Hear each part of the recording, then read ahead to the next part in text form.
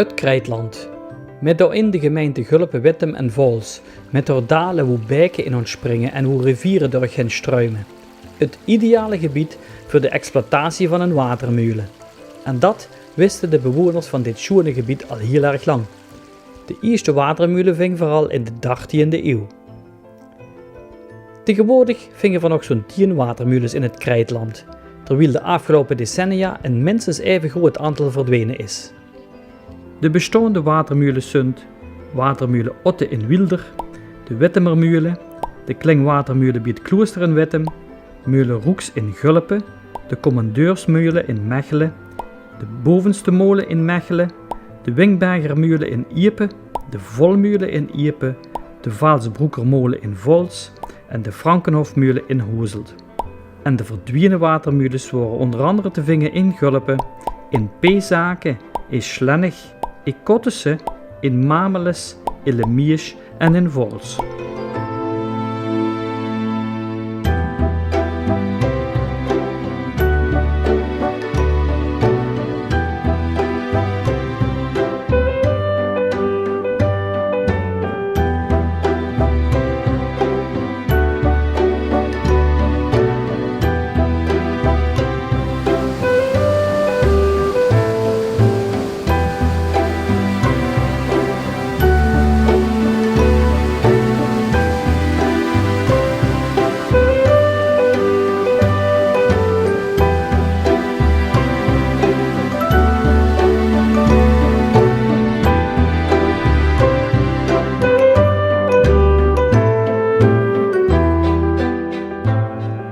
De watermolen van Wilder is met haar 2 waterraar een van de bekendste van Limburg.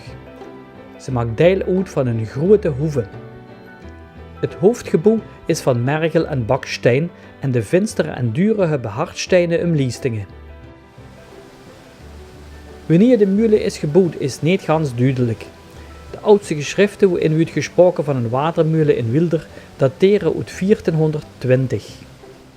De molen, de boerderie en de brouwerie behoorden tot de Rijksheerlijkheid Wilder. De heer van Wilder woonde op het kasteel. De inwoners van de heerlijkheid waren verplicht hun graan in de watermolen van Wilder te laten malen. Het waren zogenaamde banmolen. De eerste pachters van de molen waren zowel molenaar, landbouwer als beerbrouwer. De watermolen heeft onder andere 2 onderslagraderen, wat uniek is op de Geul. Dat is vroeger gebruikt worden voor graan te malen.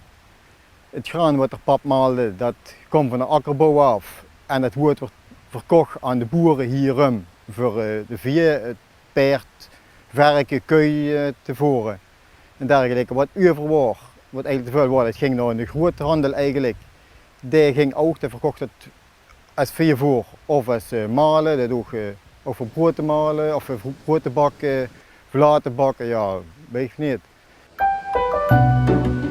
Diverse bekende molenaarsfamilies hebben de molen in Wilder gepacht, waaronder de families Ingelen en Huperichs.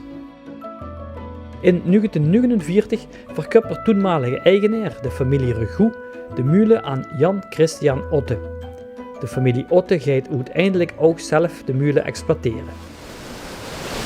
We hebben nog samen gewoond, ik weet niet hoeveel maanden, met Huperich samen. Want we die hergingen in de Hollegrach. Dat huis dat was nog niet leeg. We woonden eigers in.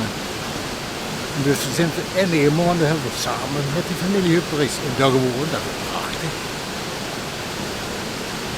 En zeker een dagje de tweede keer hebben we overgenomen. En de wiel, dat waren in die jaren, dat was eigenlijk de Mulder. Dat was die hele schaatswerker gewerkt. Op een gegeven moment is een elektrische hamermolen gebouwd. Toen wordt eigenlijk de raar wordt gebruikt voor stroom op te wekken voor de elektrische molen. Ook voor eigen gebruik. Want het wordt ook omdat die water, als het te hoog is, het achterwater te hoog. Of met vrezen, dat kan niet gedraind worden. En dat kost niet dus produceren, dat kost niet malen. Daarvoor is eigenlijk die elektrische hamermolen gebouwd. Dat ze in de tijd was, die boeren die houden graan en die houden ook vee. Dus dat moest gemalen worden en dat gebeurde in die jaren. Je loopt zeker weg 6 of 4 keer weer een dag. En die bracht ze de week voor 14 dagen weer terug.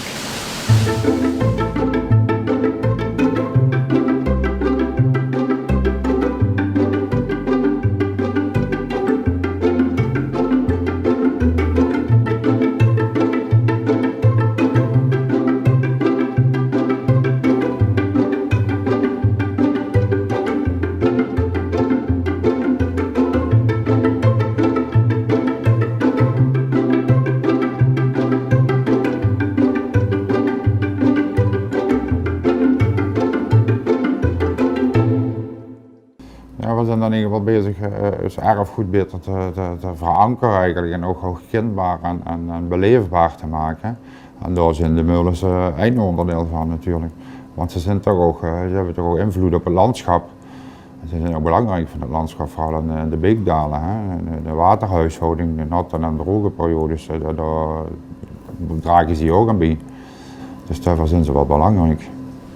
De gemeente Gulpen-Wittem vindt het belangrijk dat monumenten zoals de watermolens toegankelijk blijven voor de inwoners en de toeristen. Wat het bijzondere aan is dat hij 2 radaren heeft natuurlijk, wat al uniek is en wat natuurlijk qua beeld ook nog mooier is. Ze is dus ook toegankelijk, alleen ze maalt ook, zoals je wel eens weet, maalt ze niet meer, die doen alleen maar stroom opwekken. Dus dat is een energieopwekking. Maar ja, ooit zal die misschien ook wel malen, dat is niet zeker. Maar ze is nog zichtbaar en ze functioneert nog, dus dat is belangrijk. En ook natuurlijk waarom in een gebied ligt wat toch ook het water nog zo vrije loop heeft en aan de andere kant eigenlijk toch nog in bedwang wordt gehouden. Zou ze weg zijn, dan krijgen we misschien gewoon een rechte sloot en dan helpt het op. Dus die zijn zeker belangrijk. En vooral van oudsher, dus is die molen ook heel veel gefotografeerd en kreeg veel aandacht eigenlijk. Dus daaraan zie je ook als molens toch enigszins toegankelijk zijn of begaanbaar zijn, waardoor dat ze ook meer toeloop krijgen natuurlijk.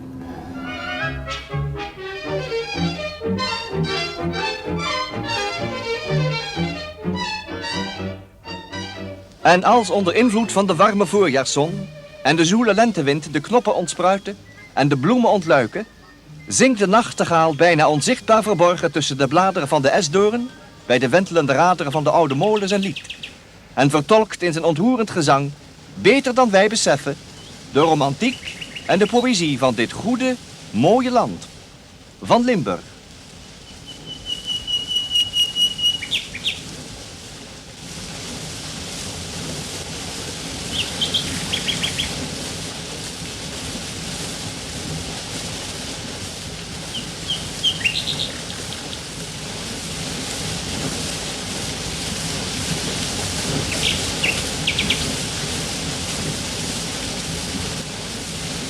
De stroom wordt tegenwoordig opwekken, dat is voor eigen gebruik en voor de vakantiewoningen.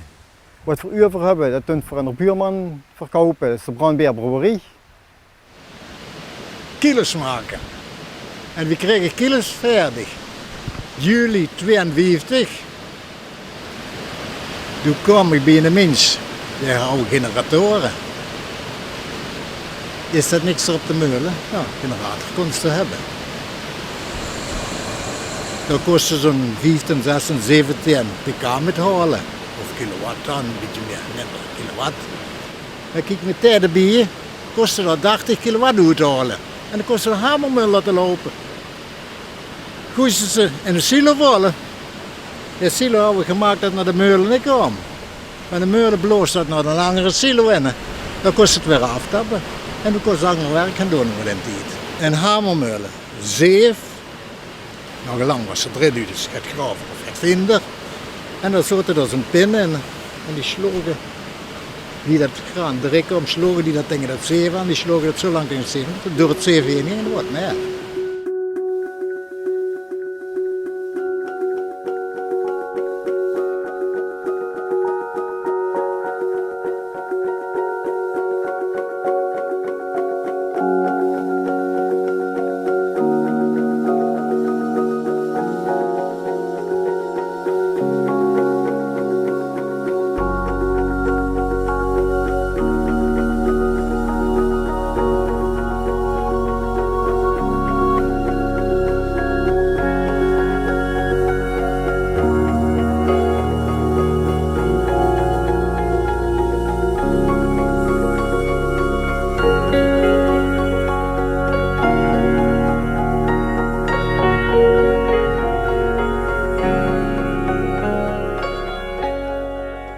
vakantiewoningen die zijn het ganse jaar te huur. Die werden ook huurlijk goed bezocht, moet ik zeggen. Veel gasten weer terugkomen. Dus immer een goed positief teken. Hè. En dan met groene stroom. Achter de brouwerie, zo'n 150 meter voor de watermeulen, splitst de meulentak zich van de Guul af. Hier bevindt zich ook de sluis, die er water toevoer naar de meulentak regelt. Achter de meulen komen de twee stromen weer bij.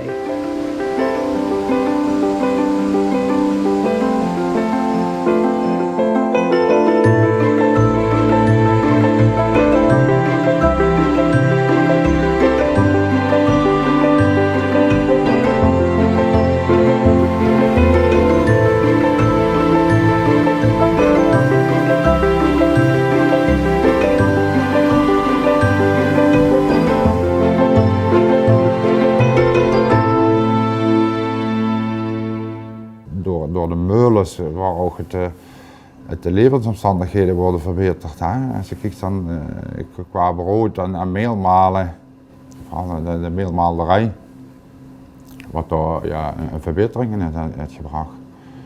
Qua economie ook. Hè.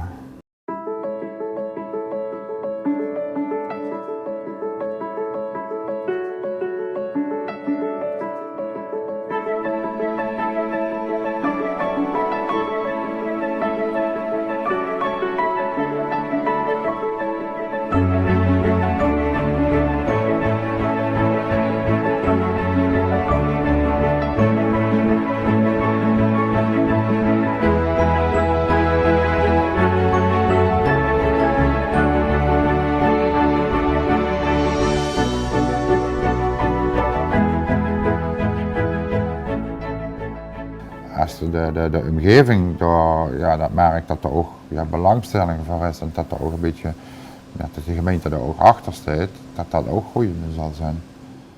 En de belangrijkheid en het mooie wat we eigenlijk hebben in deze gemeente, dat moet ook wel groeien natuurlijk. En soms best het ook gewend, hè. Het is gewoon zo normaal, dus je het nog niet meer. Hè. Maar ze ook wel leren dat ze het juist wat ze hebben.